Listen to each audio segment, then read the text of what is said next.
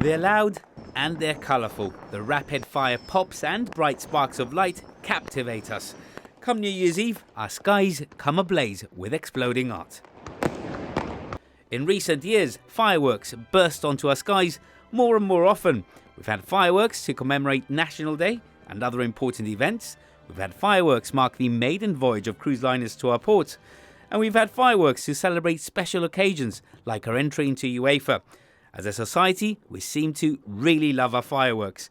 And come Christmas time, you can see and hear them at all hours for the most part of December, even when you least expect it.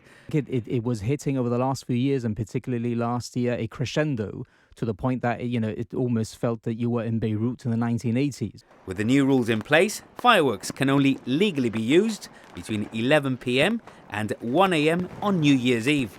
Their use outside of these hours is now completely prohibited. I agree that it is needed. I agree that fireworks can have extremely distressing effects on the elderly, on some children, particularly on pets as well. There might be special instances when fireworks could also be allowed. But we took one step back and we decided that there could be specific occasions in some great celebration where we would take a view that people could just let fireworks off from their house. So we wouldn't want to preclude it completely, but we didn't want to encourage it. And this was the way we decided to tackle it, by allowing it, by making it possible to allow, but not allowing it outright. And it seems that as much as we love our fireworks, many in the community are supporting the new rules. Why should we have so much noise? You have it at the right time, the New Year, and well, that's at Christmas, but New Year's Eve is a bad one. You can have it for a certain window and then out.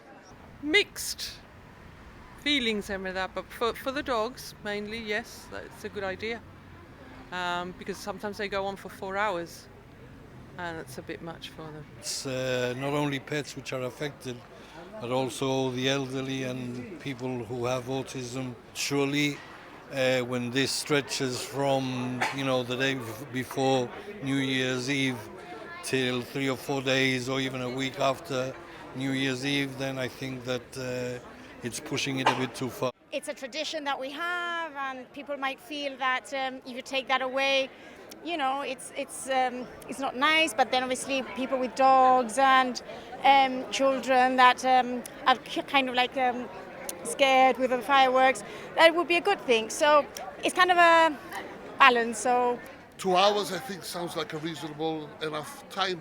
With the legislation now in place, all eyes now on how the new rules will be policed. I wonder how it's going to be enforced, who's going to be timing it and who's going to be policing it.